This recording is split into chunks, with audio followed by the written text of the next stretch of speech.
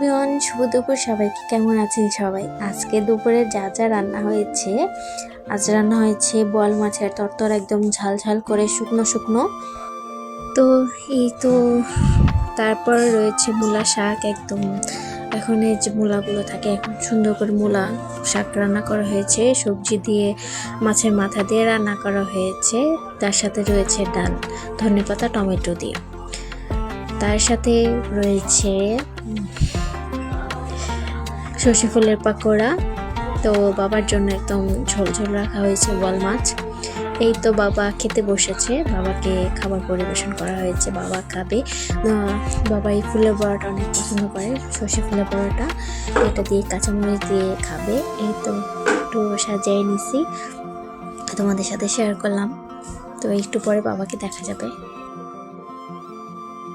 তো ওইদিকে দেখো, বাবাকেও দেখা দিচ্ছে, বাবা দেখো খেতে বসছে। অনেক গরম ছিল, তাই বাবাকে ক্যামেরা বন্দি করে নিয়েছি।